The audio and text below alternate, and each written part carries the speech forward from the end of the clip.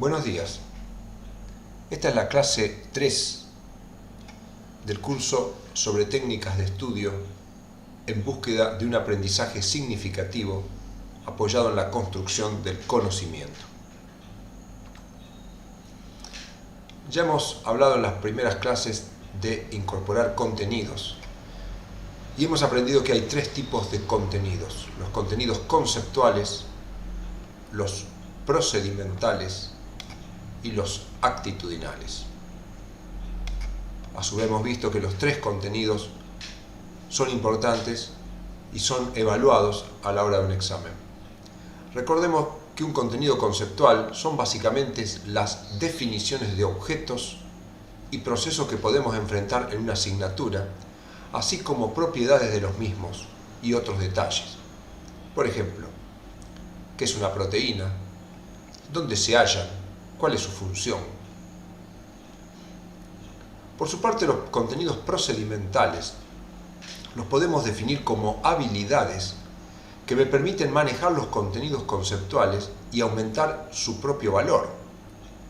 Como ejemplo, síntesis de un concepto, la capacidad de relación entre dos conceptos, detectar las partes más importantes de un tema, y así vamos a ir viendo una gran cantidad de contenidos procedimentales que terminan siendo de vital importancia para el éxito a la hora de incorporar contenidos.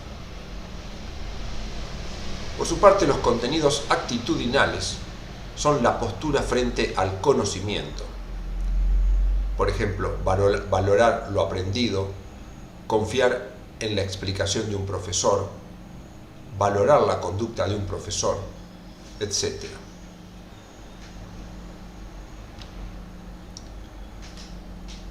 Como dijimos, en nuestro plan debemos tener objetivos y nuestros objetivos deben ser priorizar siempre el proceso de aprendizaje sobre la aprobación en un examen.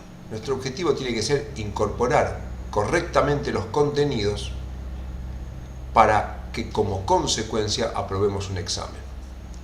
Sin embargo, no debemos olvidar que para ser un profesional debemos acreditar nuestros conocimientos a través de examen. No hay otro camino. Es decir, en mi camino en la carrera tengo una serie de exámenes que tendré que sortear con una nota superior a lo establecido por las reglamentaciones, y si no, no llegaré a la meta propuesta. Por lo tanto, el objetivo general de nuestro plan es aprender con la vista puesta en la acreditación, sin poner como objetivo, como meta, la acreditación como cosa principal. Bueno, hay un mito. Dice: el saber no ocupa lugar. Y sí lo ocupa. Sobre todo el tiempo dedicado a estudiar otras cosas, en detrimento del tiempo necesario para adquirir los conocimientos mínimos de las asignaturas que tengo que acreditar. Si ocupo mi tiempo estudiando otras cosas que no son las prioridades que me van a conducir en el camino adecuado, el éxito va a estar más lejano. Entonces yo tengo un plan para estudiar. Cumplido ese plan diario de construcción del conocimiento, todo lo que estudiemos será en nuestro beneficio. Pero es importante tener presente que yo debo cumplir diariamente un plan de estudio y aprendizaje para poder llegar a la meta de la manera correcta. Muy bien, entonces empecemos a dar algunos pasos en la construcción del conocimiento. Lo primero, cuando voy a estudiar, lo primero que tengo que saber es qué debo estudiar y en cuánto tiempo lo debo hacer. En base a esto yo estableceré mi metodología, mis estrategias, mis recursos. Debo hacer una lista de los temas que debo incorporar para construir ese conocimiento.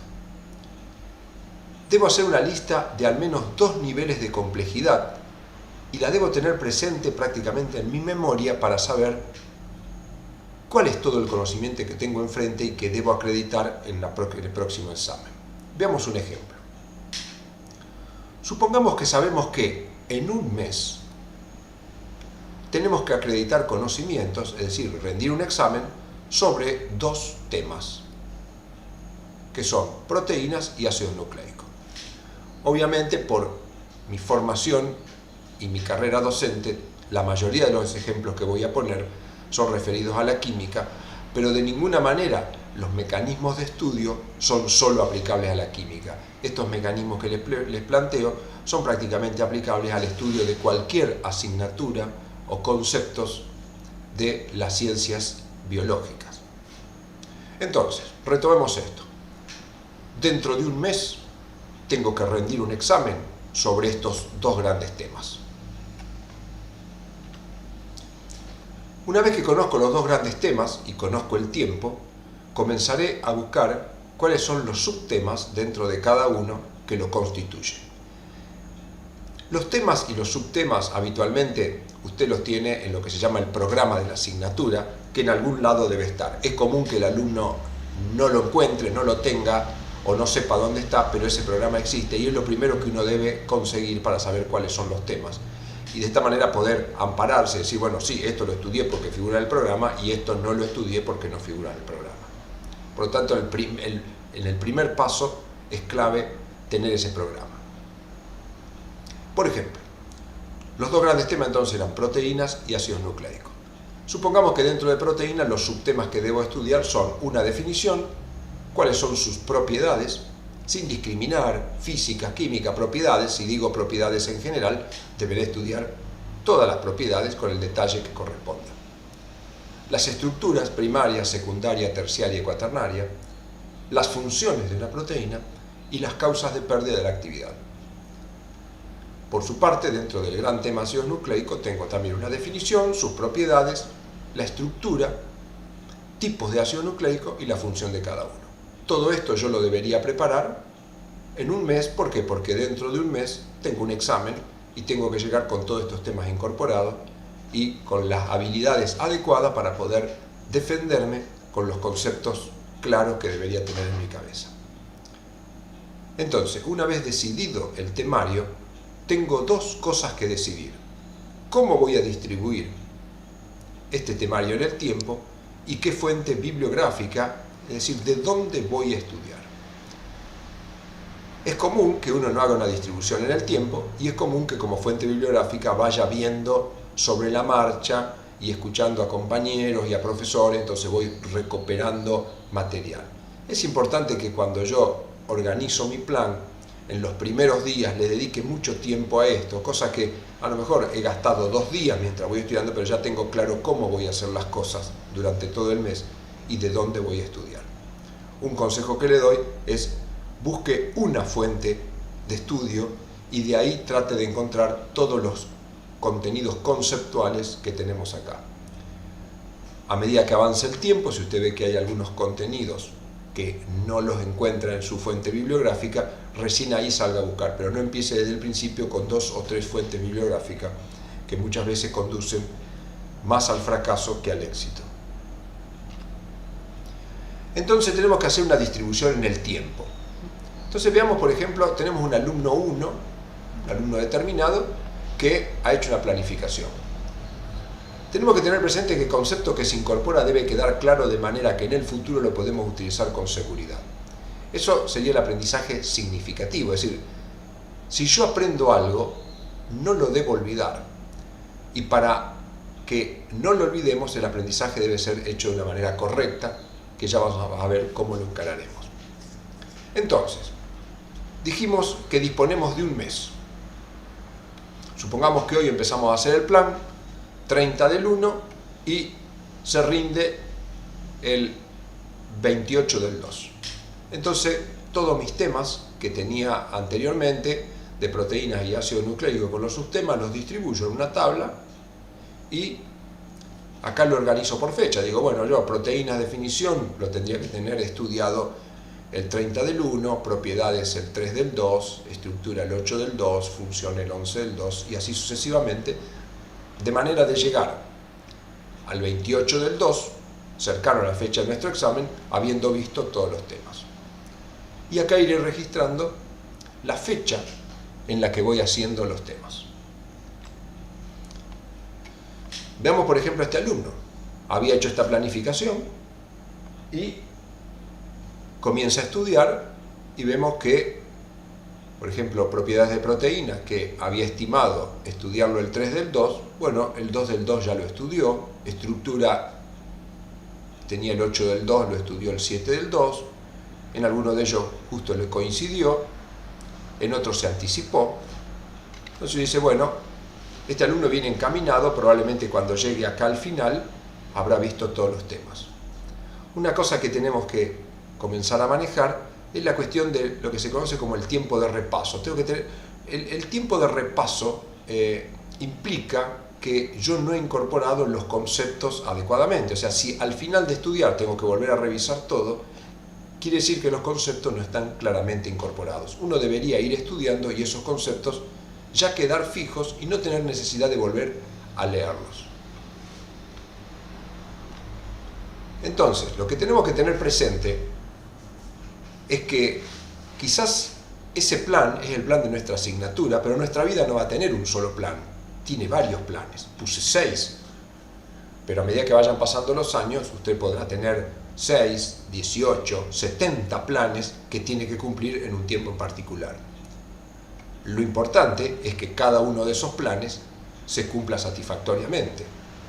En caso contrario, las cosas pueden no ser alentadoras.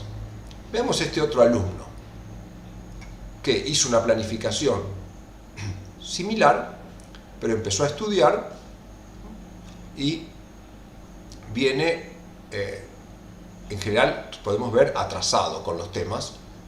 El 14 del 2 tenía que tener pérdida de actividad estudiado y recién lo logró el 20 del 2. Si para el 28 del 2 tenía que tener terminado y el 20 del 2 no llegó a la mitad, es poco probable que tenga éxito y lo más probable es que no le alcance el tiempo y eso lo conduzca al fracaso, especialmente impulsado por la desesperación y el desánimo. Lo primero que hay que hacer cuando uno no cumple un plan es evaluar cuáles son las causas que impiden cumplir ese plan. Cuando un plan no se puede cumplir, hay varias cosas. En mis años de trabajo, la mayor causa de no cumplimiento de plan la he detectado en la falta de dedicación.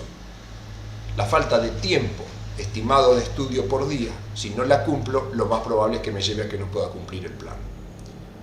Otra causa muy importante y que hay que ser muy cuidadosa es la excesiva profundidad. Muchos alumnos, con el objetivo de tener un mejor éxito, creen que estudiando más van a tener mejor resultado y muchas veces el mayor estudio lleva al fracaso del plan. El uso del material inadecuado. Si yo he seleccionado un material bibliográfico que es extremadamente externo, que tiene una escritura compleja, me va a llevar más tiempo que si he elegido un material de fácil acceso que me resulte de alguna manera más agradable, más entretenido y más entendible. La falta de capacidad para comprender los temas. Si bien esto puede existir, ya a nivel universitario es difícil encontrar un alumno que le falte capacidad. Si llegó hasta la universidad es porque la tiene. Y en general las faltas en el cumplimiento de planes se debe a alguna de las otras causas. La falta de los conocimientos básicos necesarios también es una causa importante de fracaso. Los distractores. Muchas veces tenemos un plan, pero tenemos más de una cosa que nos saca de ese plan. Por ejemplo, estudiar una materia en vacaciones para rendirla en febrero muchas veces es interrumpida por amigos que nos vienen a visitar y continuamente nos sacan de nuestro plan. O distractores, como decir, bueno, salgo, me voy a la playa, me voy a la pileta, etc. Y otras actividades que consumen tiempo o energía que hacen que no me pueda dedicar adecuadamente. Cuando yo antedetecte, volvamos para atrás, acá ya al día 8 yo ya he detectado que estoy andando mal. Entonces no tengo que esperar acá al final comenzar a hacer una agrupación de estudiantes que pidamos el paso del examen, sino que lo que yo tengo que tomar medidas es en esta situación, cuando veo que ya me he atrasado 4 días de los 30 que tenía. Entonces, ahí lo que tengo que hacer es la reestructuración del plan, ajustar fechas, eliminar contenidos si es necesario, o mejor, no eliminarlos, sino que simplificarlos y poner en marcha el plan B que yo debería tener, que esto puede ser mi plan B. Es decir, bueno, a mí no se me cumple el plan, ¿cuál es el plan que tengo? Bueno, un reajuste de fechas, es decir, acá si es el 12 del 2, entonces esto pasará a ser 12 del 2, reestructuro la fecha y empiezo a tratar de cumplir mi plan. Eliminar contenidos o más bien simplificarlos. El plan B. O sea, el plan B o el cambio de plan, reestructuración de plan o como le quiera poner. Tenemos dos reglas. Cuanto antes detecte la pérdida del plan y cuanto más claro fue mi plan B, seguramente voy a tener mejores resultados. Precauciones. El plan B puede consumir tiempo. Por ejemplo, si el plan B mío era ir a clase de consulta si no entendía, tengo que tener presente que cuando ponga en marcha este plan, tendré que disponer de un tiempo extra para ir a las clases de consulta y esto restará tiempo a mis trabajos. Por lo tanto, seguramente tendré que dejar de lado otras cosas. Y otra cosa muy importante, el plan B es una alternativa y también puede fallar. No es que uno teniendo un plan B va a salir exitoso. Entonces, siempre tenemos que recordar que quizás ahora podemos tener 1, 2 o 3 planes, pero siempre vamos a tener muchos. Si un plan cae, ponemos en marcha el plan B, tratando de mantener los otros planes en su camino. Por lo tanto, tengo que tratar de evitar que la caída del plan 1 no me lleve a una situación en la cual me empiezan a fracasar los otros planes. Entonces esto es una cosa importante a tener presente, porque lo que puede ocurrir es que el fracaso de un plan impida que los otros planes también se ejecuten y a la larga tener un fracaso generalizado que normalmente es bastante común de ver en los alumnos que terminan fracasando no solo en la asignatura, sino que también terminan fracasando en su noviazgo, en la ayudantía de cátedra que habían planteado, en el deporte que tenían, etcétera, etcétera. Magnífico. Entonces, recordemos algunas cosas. Es clave tener una meta. Tendremos para esa meta varios objetivos. Aprender, rendir adecuadamente las materias serían las más importantes. Debemos tener un plan para cada objetivo. Cuando aprendemos una determinada asignatura, un determinado parcial, cada uno de esos se constituye en un objetivo. Y tenemos que ir evaluando el progreso de nuestro plan. Sabemos también que cuanto antes detectemos la menor falla en un plan, mejores serán los resultados. Ahora, si nunca ha planteado una meta, hay alumnos que uno dice, bueno, ¿usted la planteó, la escribió la meta? El alumno dice, no sé cuál es la meta. Pero tampoco tiene ni objetivos, ni planes, ni mecanismos de evaluación. Pero siempre usted detecta que sus planes, a pesar de no tener nada de esto, sus planes son exitosos. Siga así, no haga nada. Porque ya de manera innata puede llevar adelante un plan sin necesidad de escribirlo y tiene un reloj biológico que le hace controlar exactamente los tiempos. Es más, es muy probable que usted siempre le sobre el tiempo, siempre llegue adecuadamente. Hay personas que son con una estructura determinada que le permite ejecutar los planes sin necesidad de tener que tomar tantos recaudos. Ahora, si nunca se ha planteado una meta, los objetivos, ni los planes, ni mecanismos de evaluación, y siempre le ha ido mal, obviamente este no es el camino que debe seguir. Y recordemos a Albert Einstein nuevamente, que dijo que si buscas resultados distintos, no sigas haciendo siempre lo mismo. Por lo tanto, todo lo que venimos planteando en general es importante para aquellas personas que en sus planes tienen resultados que son negativos. Entonces, vamos a ver cómo buscar, en este momento vamos a empezar a buscar metodologías y estrategias para el aprendizaje. Como ya vimos aprender implica incorporar 3 tipos de contenidos: conceptuales, procedimentales y actitudinales. Si bien uno presta atención primeramente en los contenidos conceptuales, los contenidos actitudinales pueden estar presentes desde el comienzo. Es decir, la postura ante el aprendizaje, porque algo me servirá como fundamento para otros temas y para mi profesión, es un contenido actitudinal que yo debo incorporar inicialmente. Es decir, cuando yo voy a estudiar algo, valorar eso pensando que eso va a ser de extremada importancia tanto para nuevos aprendizajes como para cuando sea profesional. Muchas veces es interesante discutir esto con personas ya formadas, su profesor, su tutor, un familiar, un alumno avanzado, que puede orientarme a decirme, bueno, mira, este contenido conceptual no es importante para tu profesión, pero sí es importante para estudiar un área que está el segundo año.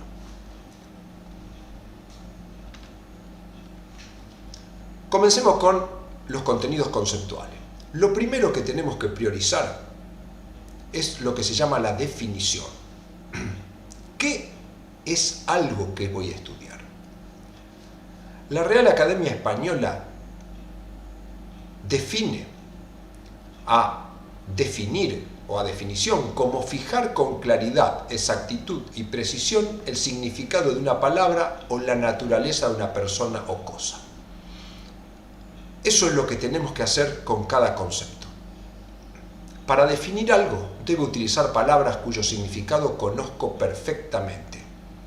Solo eso dará conocimiento duradero y exacto. Muchas veces nos preguntamos por qué un concepto incorporado, dentro de 15 días, no recuerdo ni siquiera qué era y no lo puedo reproducir, porque probablemente a la hora de construir esa definición he utilizado palabras que desconozco. Por lo tanto, el desconocimiento de las palabras que lo forman lleva al fracaso de lo duradero del concepto en mi cabeza. Un contenido conceptual se puede y se debe definir de diversas maneras. Será una buena práctica al menos ensayar 2 definiciones de cada concepto. Acá le quiero hacer una aclaración. Cuando usted empiece a hacer este tipo de ejercicios, es importante que no intente aplicarlo a todos los conceptos que estudia, si no, no va a poder cumplir con su plan. Pero sí ir aplicándolo sobre algún concepto en particular, de manera de que la metodología se vaya adquiriendo contenidos procedimentales que luego hagan que esta construcción se haga de una manera automática e inconsciente. Entonces, por ejemplo, uno de nuestros grandes temas es la proteína. Entonces yo puedo definir proteína, por ejemplo, diciendo proteína es un biopolímero de aminoácidos. O podría decir proteína son macromoléculas que cumplen diversas funciones en los organismos vivos. Por ejemplo, enzimas estructurales, de defensa, etc. Son 2 definiciones muy buenas de proteína, es decir, dejan claro de qué estamos hablando. Una definición no necesariamente tiene que ser exhaustiva, que permita abarcar todo, sino tiene que ser más bien corta y clara. Ahora, veamos la primera definición. Yo definí como biopolímero de aminoácidos. Esta definición es correcta y perfecta. Es más, en muchos libros la va a encontrar de esta manera. Debo tener también al menos una, y si es posible 2, definiciones de cada palabra que forman la definición. Por ejemplo, proteína está formado la definición por 2 palabras. Digo, es un biopolímero de aminoácidos. Yo tengo que saber con claridad qué es un biopolímero y qué es un aminoácido. Entonces así definiré biopolímero, polímero de origen biológico, y aminoácido, molécula que contiene al menos un grupo amino y un grupo ácido. Estas 2 definiciones, una para biopolímero y otra para aminoácidos, son correctas. Sin embargo, en ambas definiciones aparecen palabras que tengo que tener muy claras. ¿Qué es un polímero? ¿Y qué quiere decir el calificativo biológico? Cuando definí aminoácido, tengo que tener muy claro qué es una molécula, qué es un grupo amino y qué es un grupo ácido. Entonces, también tengo que definir ellas. Por lo tanto, paso a definirla. Digo, ¿polímero qué es? Bueno, es una molécula de alto peso molecular formada por repetición de muchas moléculas de menor peso molecular, habitualmente iguales o semejantes entre sí. ¿Biológico qué? Es un adjetivo calificativo que indica que algo es patrimonio o se originó en organismos vivos. Después en aminoácidos teníamos que era una molécula, estructura formada por átomos enlazados por uniones químicas, y grupo amino, conjunto de átomos que contienen un átomo de nitrógeno y dos de hidrógeno con propiedades básicas, y un grupo ácido es un conjunto de átomos que tienen la propiedad de ceder un hidrogenión. Es decir, estas 5 definiciones sostienen estas 2 definiciones, y a su vez estas 2 definiciones están sosteniendo la definición de proteínas que era mi concepto original. Por lo tanto, definir mi concepto original tiene una definición básica, tiene 2 definiciones derivadas y luego tiene 5 definiciones. A medida que yo voy construyendo esto, que como le dije no lo intente hacer con todo al principio, si nunca lo hizo no lo intente hacer con todo. Pero es importante, cuando usted va leyendo algo, ir subrayando las palabras. Por ejemplo, dice, bueno, polímero. Supóngase que esta definición yo la busqué de internet, que es un sitio en este momento, yo diría, tan bueno como muchos libros para encontrar definiciones. Polímero es una molécula de alto peso molecular formada por la repetición de muchas moléculas de menor peso molecular, habitualmente iguales o semejantes entre sí. Acá me he subrayado 2 palabras, molécula y peso molecular, que son palabras que tengo que conocer perfectamente su definición. Por supuesto, también tengo que conocer qué quiere decir formada, qué quiere decir repetición, qué quiere decir menor, qué quiere decir habitualmente, iguales, pero se sobreentiende que si usted está en un nivel universitario, eso lo debería conocer. Pero no es extraño que ante una palabra de origen castellano que no pertenece a una asignatura, no la conozcamos. Por lo tanto, por algún mecanismo, en este momento los mecanismos informáticos, ya sea una computadora, en una tablet, en un celular, usted puede acceder a los diccionarios de la Real Academia Española y ver qué quiere significar cada cosa.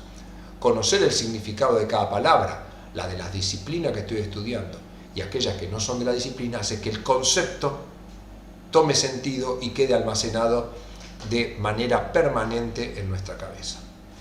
Entonces, de esta manera, partiendo solo de la definición de proteína, fíjese que cada una de las cosas que yo he subrayado las voy a tener que saber definir, porque si cuando yo en un examen defino un aminoácido como aquel que tiene un grupo ácido y a un grupo ácido como el conjunto de átomos que tienen la propiedad de ceder hidrogenión, y a mí el profesor me preguntará, muy bien, ¿y qué es un hidrogenión? Y yo no lo sé, todo lo que construí se me va a caer encima como un edificio que se desmorona. A medida que vayamos construyendo de esta manera, podemos ir construyendo una red conceptual. La red conceptual, ¿qué hace? Vincula los conceptos que utilizamos para construir cada uno. Por ejemplo, proteína es un biopolímero de aminoácidos. Aminoácidos es una molécula que contiene un grupo amino y un grupo ácido. Un grupo ácido, ¿qué es? Aquel que puede ceder un hidrogenión. Un biopolímero, ¿qué es? Es un polímero biológico. ¿Por qué uso la palabra biológico? Porque los biopolímeros solo son producidos por organismos vivos. ¿Y qué quiere decir un polímero? Que es un conjunto de moléculas de menor peso molecular, habitualmente parecidas entre sí.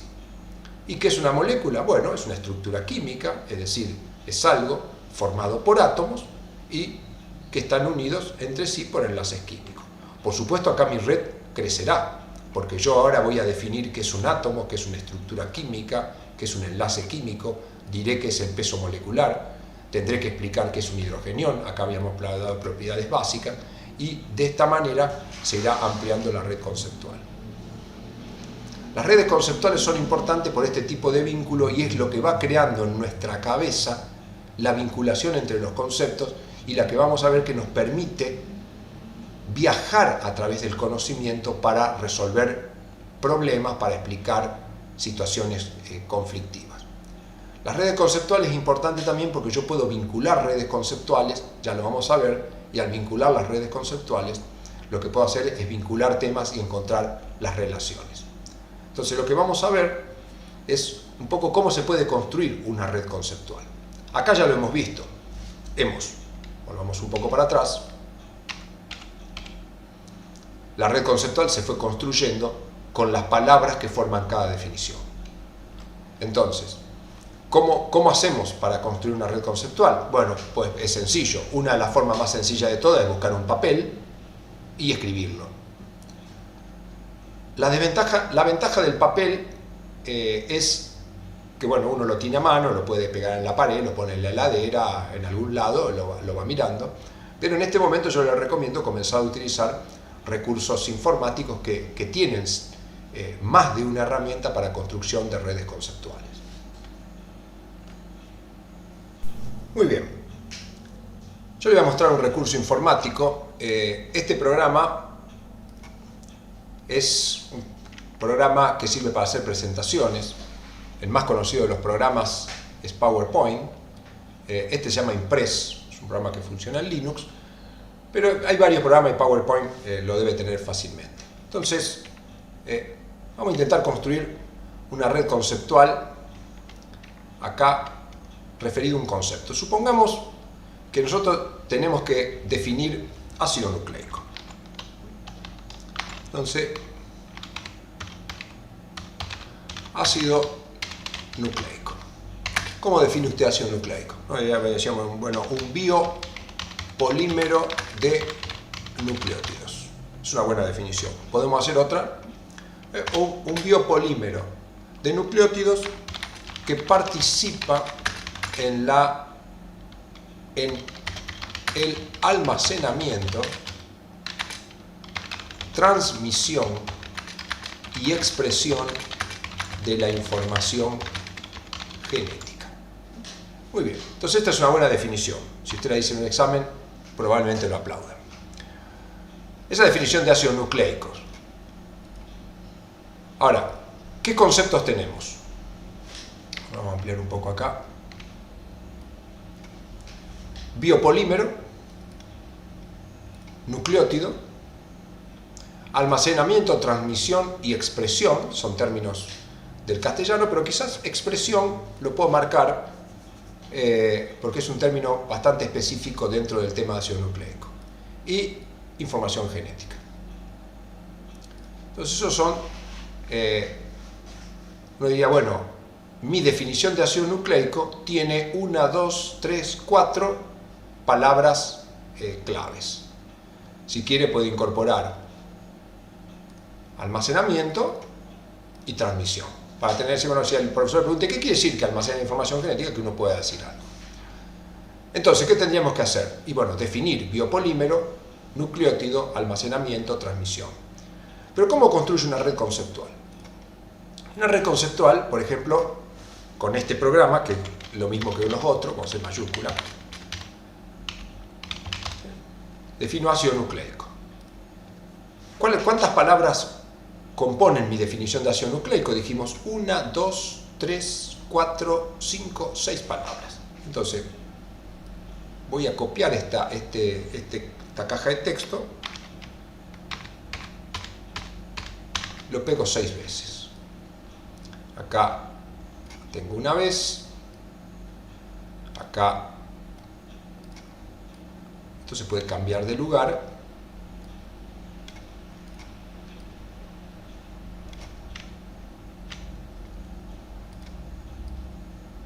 tengo acá, entonces mi palabra original es ácido nucleico. Y después tengo todas estas palabras, las podemos ordenar. La ventaja de aprender a manejar estos recursos es que uno puede dar mucho orden y luego utilizarlo en el futuro. Entonces, ¿cuáles eran las palabras que forman mi definición? Bueno, una es biopolímero,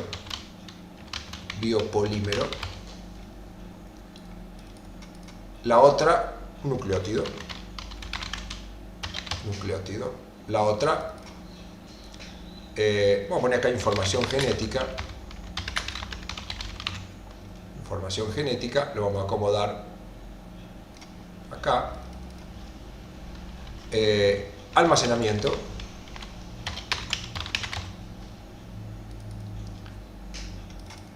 Transmisión y expresión. Entonces yo estas palabras las vinculo. Normalmente estos programas tienen una forma de construir redes que tiene una herramienta, se llaman conectores, y acá lo tengo. Entonces yo con el conector lo que hago es, por ejemplo, esto, y conecto acá, ácido nucleico con biopolímeros.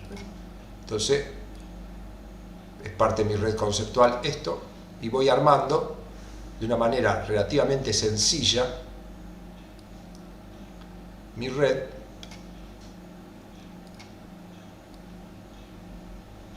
lo que va haciendo que me quede muy ordenada y versátil, porque yo después, ahora vamos a ver, podemos ir, cuando uno después tiene la red hecha, puede sentarse y trabajar sobre esta red. Entonces ahí me quedó una red interesante. Yo puedo, por ejemplo, en esta red resaltar, por ejemplo, decir, bueno, a mí ácidos nucleicos, esto acá lo resalto acá, le pongo negrita, y digo, bueno, lo pongo en rojo, es la definición más importante.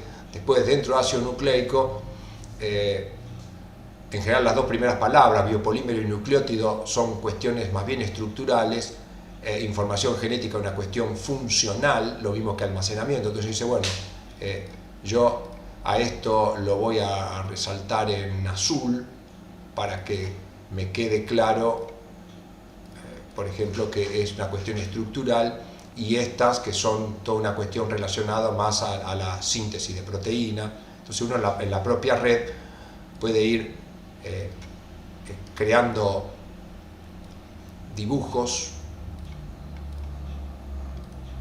en los cuales tengo la red, pero voy superponiendo cosas, decir, bueno, yo ya sé que la palabra más importante es ácidos nucleicos, que esto me conduce a los conceptos básicamente de estructura, y esto a los conceptos funcionales. Entonces puedo, la ventaja de la computadora es que uno copia y pega.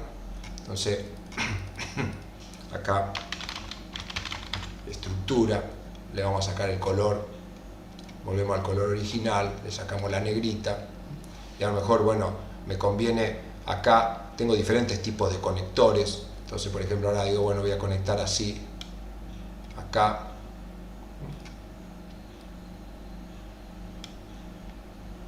y acá.